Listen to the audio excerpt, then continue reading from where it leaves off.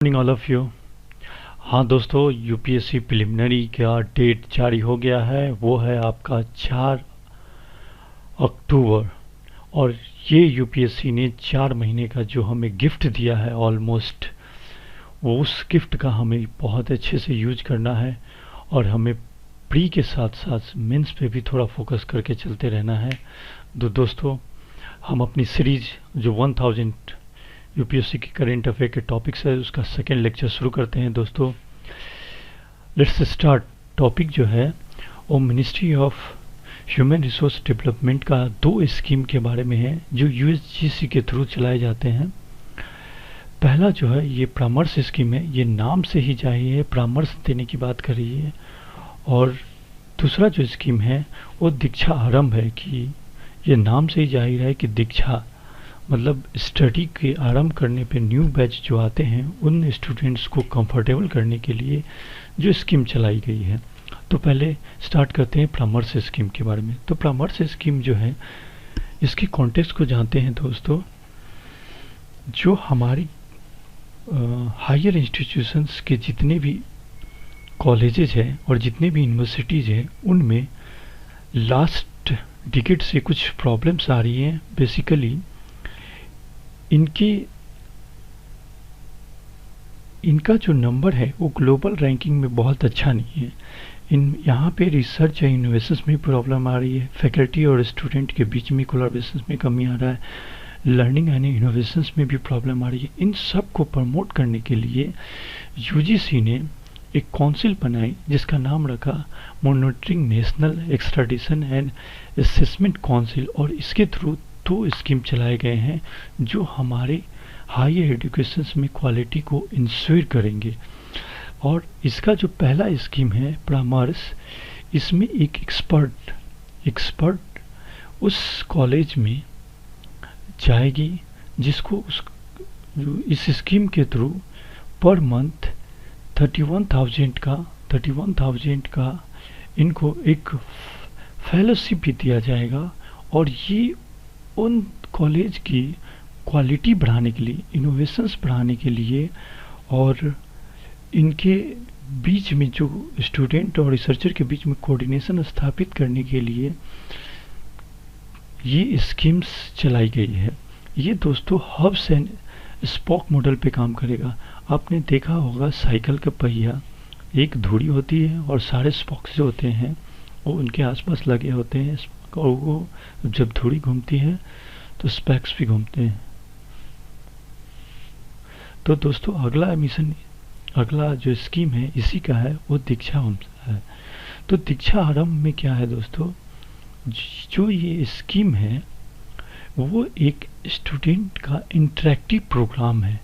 ये इंटरेक्ट किससे करेंगे दोस्तों, तो जब एक नए स्टूडेंट कॉलेज में जाती है तो उनके साथ जो स्टूडेंट के बीच में कोलैबोरेशन होना चाहिए, स्टूडेंट फैकल्टी के बीच में कोलैबोरेशन होना चाहिए, स्टूडेंट और रिसर्चर के बीच में जो कोलैबोरेशन होना चाहिए, इनको प्रमोट करने के लिए और एक न्यू इन्वायरमेंट, एक रिसर्चर का इन्वायरमेंट पैदा करने के लिए, इनोवेटिव इन्वायरमेंट पैदा करने के लिए ये दीक्षा आरंभ स्कीम चलाई गई है। अब चलते हैं हमारे दोस्तों नेक्स्ट टॉपिक पे, वो 30 नंबर है। अभी केरला ने एक इंडिया का फर्स्ट स्पेस पार्क तिरुवनंतपुरम में स्थापित किया है। ये जो तिरुवनंतपुरम में जो इंडिया का जो फर्स्ट स्पेस पार्क है, ये मेनली मैन्युफैक्चरिंग हब की तरह काम करेगा स्पेस सेक्टर में। और इस प्रोजेक्ट में एक और चीज़ इंक्लूडेड है जो हमारे एपीजे अब्दुल कलाम के लिए एक ट्रिब्यूटरी का काम करेगी दोस्तों। यहाँ पे उनका एक म्यूजियम स्थापित किया गया है जिसका नाम रखा गया है APJ Abdul Kalam space museum. अब नेक्स्ट टॉपिक्स पे चलते हैं दोस्तों। फर्स्ट बॉम्बे इंडस्ट्रियल पार्क, ये असम में जो वहाँ की एक डिस्ट्रिक्ट है दीमा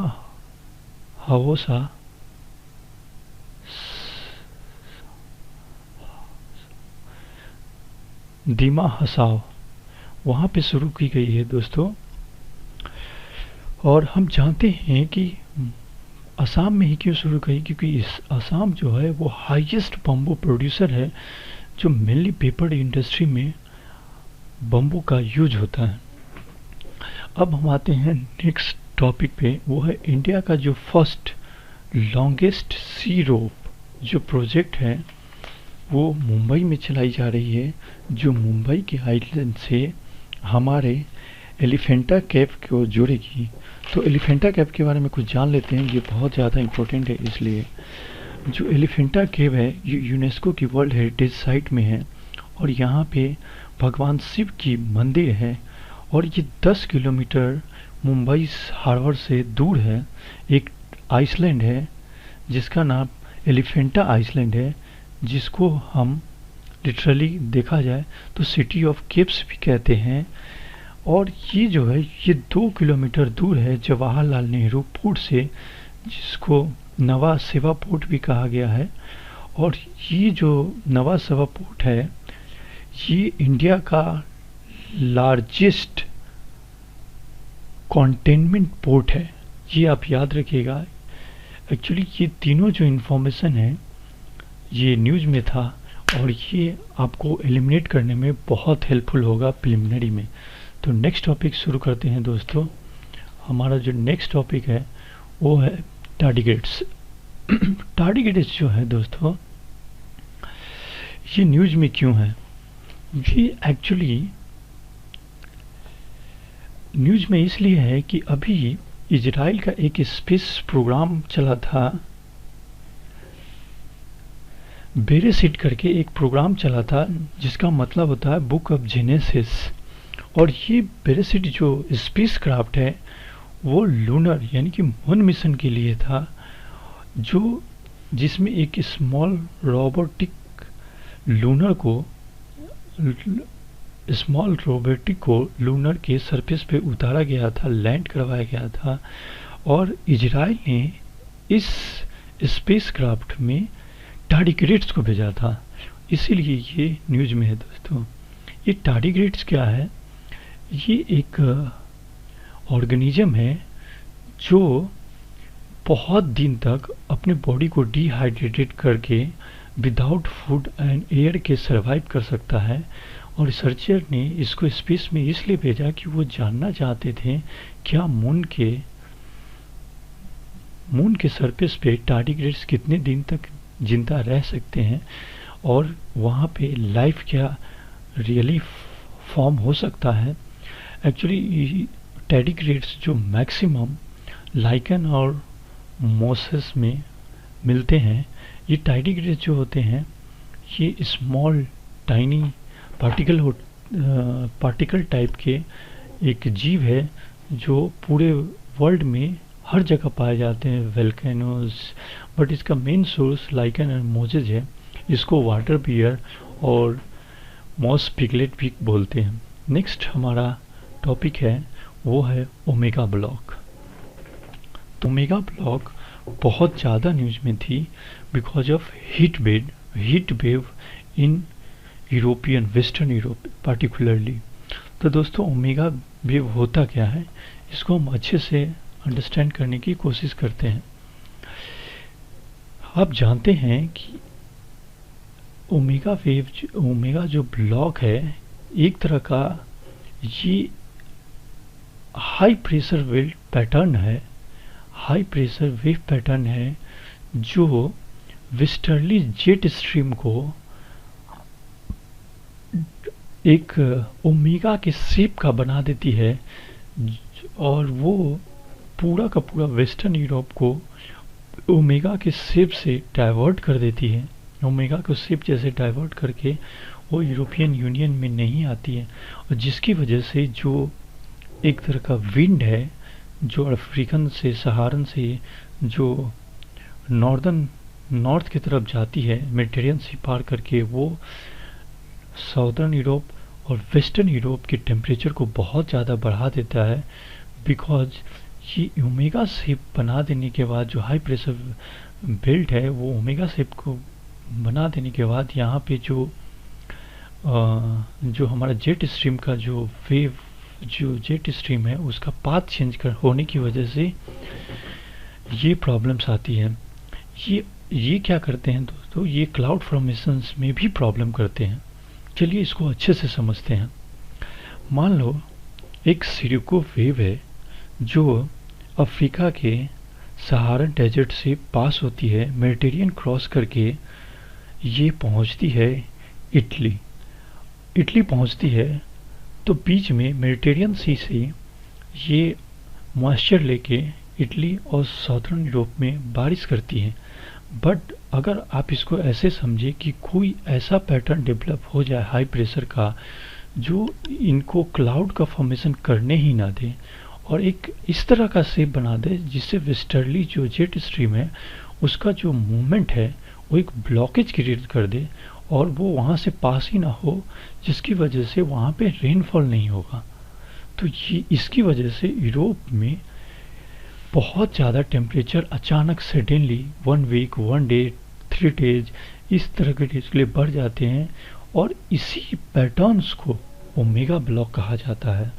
और जिस चीज़ का हमने आपको एग्जांपल दिया सिरको, ये warm and dry tropical air mass है जो सहारन डेजर्ट से चलती है, और ये स्पेशली इसको अलग अलग नामों से जाना जाता है। जैसे इजिप्ट में इसको खमसिन बोला जाता है, लीबिया में गिबली बोला जाता है, और देखा जाए तो इसकी वजह से ब्लड रेन भी है जो यूरोपियन के कुछ साउथर्न पार्ट में होते हैं। एक्चुअली ब्लड रेन ऐसा होता क्यों है, क्योंकि जो सहारन की जो डेजर्ट की जो कुछ धूल कण है वो मेडिटेरियन के मॉइस्चर के साथ क्लाउड बन जाते हैं, और जिसके कारण जो रेनफॉल होती है वो रेड कलर की होती है। इसीलिए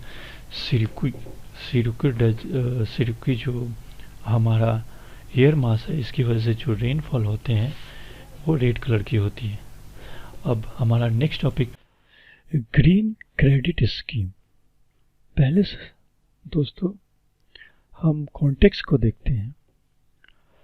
almost 20,000 hectare forest land last 3 साल में गवर्नमेंट ने इंडस्ट्री को दे दी है, जिसमें तेलंगाना टॉप पे है, मध्य प्रदेश सेकेंड में, उड़ीसा थर्ड पे। इसकी वजह से डिफॉरेस्टेशन का जो प्रॉब्लम क्रिएट हो गया, इसको कंपनसेट करने के लिए गवर्नमेंट ने ग्रीन क्रेडिट स्कीम चलाया है।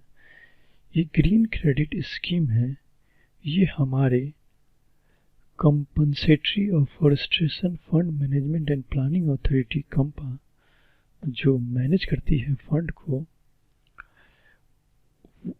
उसके थ्रू फंडिंग की जाएगी। किसको फंडिंग की जाएगी और कैसे फंडिंग की जाएगी, इस बात पे हम चर्चा करते हैं।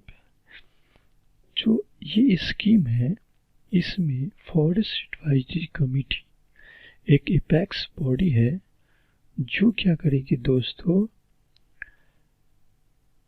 अपना जो रिस्पॉन्सिबिलिटी है जो फॉरेस्ट को डेवलप करने का या फिर रिफॉरेस्टेशन का, वो आउटसोर्स कर देगी किसी एनजीओ को, किसी प्राइवेट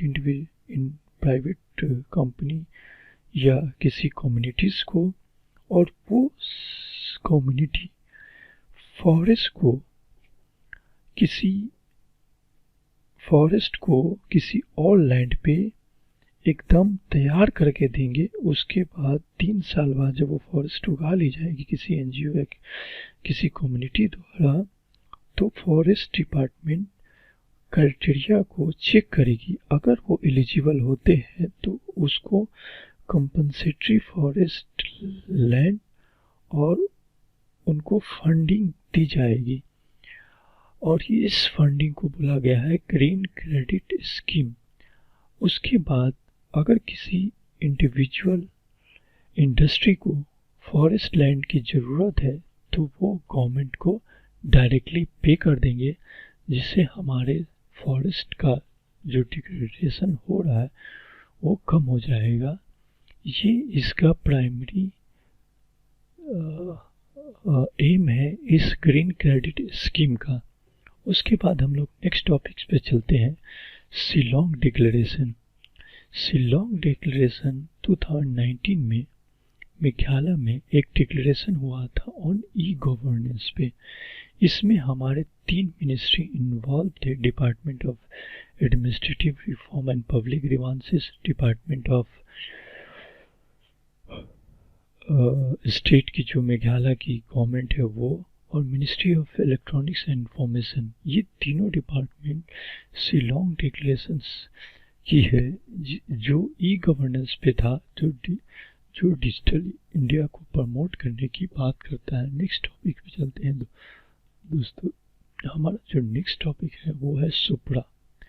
सुपड़ा एक इनिशिएटिव है जो science and engineering research board ने ली है, जो एक स्टैट्यूटरी बॉडी है department and science and technology की। ये सुपड़ा इनिशिएटिव के थ्रू ये एक ऐसे प्रोजेक्ट को फंड करेंगी जिसमें बिल्कुल डिसरप्टिव आइडिया हो, या जिसका इम्पैक्ट सोसाइटी पर ब्रेक थ्रू पड़ने वाला हो, या बिल्कुल इनोवेटिव आइडिया हो। और ये science and engineering research department उस प्रोजेक्ट को फंड करेगी जिसका बहुत बड़ा इम्पैक्ट हो ग्लोबली। तो ये एक इनिशिएटिव है जो डिपार्टमेंट ऑफ साइंस ने चलाया है। उसके बाद नेक्स्ट टॉपिक है हमारा कार्बन डॉट्स। कार्बन डॉट्स जो है ये एक बहुत बड़ा इनोवेशन है दोस्तों। ये एक लेजर इरिटेशंस कैंसर थेरेपी है जो कार्बन डॉट्स के नाम से जाना जाता है। इसमें क्या करते हैं, ये लेजर इरिटेशन है, मतलब इसमें फोटोडायनेमिक्स के थ्रू हम जो कैंसर सेल के जो रेप्लिकेट करते हैं, जो कैंसर सेल हमारे हेल्दी सेल के साथ जुड़ के जो रेप्लिकेट करते हैं उनको कट कर दिया जाएगा, और फ्लोरोसेंट कार्बन डॉट से उसको कट कर दिया जाएगा। और ये जो मेथोलॉजी है ये हाइड्रोथर्मल मेथोलॉजी के ऊपर वर्क करती है, और ये कार्बन डॉट्स आगे चल के कैंसर के लिए एक बहुत अच्छी थेरेपी हो सकती है दोस्तों। नेक्स्ट टॉपिक हमारा चलते हैं Dunkel depression. Dunkel depression northern Ethiopia में एक रीजन है जो अभी बहुत ज़्यादा न्यूज में था, बिकॉज यहाँ पे वेरी हाई सॉल्ट कंटेंट पाया जाता है और वेरी लो पीएच है इस रीजन का, और जिसकी वजह से यहाँ पे लाइफ पॉसिबल नहीं है। यहाँ पे मैग्नीशियम डोमिनेटेड है, ये जो एरिया है ये काफ़ी मैग्नीशियम डोमिनेटेड है, जिसकी वजह से यहाँ पे लाइफ फॉर्म सस्टेन नहीं कर पाती है। यानी कि ये लैंड पे हमारा विदाउट लाइफ के ये एरिया है, और ये नॉर्दर्न इथियोपिया में एक लोएस्ट पॉइंट है दोस्तों। अब हम अगले टॉपिक्स पे बात करते हैं, वो है यूनेस्को क्रिएटिव सिटी। दोस्तों यूनेस्को ने इंडिया के 2 नए सिटी को अपने यूनेस्को क्रिएटिव सिटी में शामिल किया है, जिसमें मुंबई फिल्म के लिए और हैदराबाद गैस्ट्रोनॉमी के लिए लिया गया है। इससे पहले ऑलरेडी यूनेस्को ने हमारे 3 सिटी को अपने क्रिएटिव सिटी में शामिल कर लिया है, जिसमें जयपुर है जो क्राफ्ट एंड फोक आर्ट के लिए शामिल किया गया था, बनारस है जो म्यूजिक के लिए, और चेन्नई भी म्यूजिक के लिए शामिल किया गया था। दोस्तों यूनेस्को की जो ये क्रिएटिव सिटी है ये 7 कैटेगरीज में एक्सीलेंट उस पूरे सिटी को एक क्रिएटिव सिटी का दर्जा देता है, जो किसी इस 7 फील्ड में एक्सीलेंट पोजीशंस रखती हो, जिसमें है design, film, gastronomy, music, media, art and literature. और मिनिस्ट्री ऑफ कल्चर के अंदर ये सारी की सारी यूनेस्को की क्रिएटिव सिटी को पहले ही लिस्टेड कर दिया गया था। अब नेक्स्ट आते हैं, हमारा नेक्स्ट टॉपिक है सेंटिनल-3। सेंटिनल थ्री एक यूरोपियन स्पेस एजेंसी का एक कॉपरनिकस प्रोग्राम जो उन्होंने चलाया था, उनका एक अर्थ ऑब्जर्वेटरी सैटेलाइट है, जिसके यूज करके यूरोपियन स्पेस एजेंसी ने वर्ल्ड फायर एटलस तैयार किया है। वर्ल्ड फायर एटलस जो है किसी भी एरिया को उसके ट्रोपोग्राफी, सी, लैंड टेम्परेचर, ओशियन कलर और लैंड कलर के हिसाब से उसको डिवाइड करती है और चेक करती है कि वहाँ पे रियली में फायर की कितनी पॉसिबिलिटी है फ्यूचर में, और वहाँ के फॉरेस्ट को कितना ज़्यादा प्रोटेक्ट करना चाहिए। इसको लेके वो वर्ल्ड फायर एटलस तैयार करती है। दोस्तों, हम चलते हैं नेक्स्ट टॉपिक की तरफ।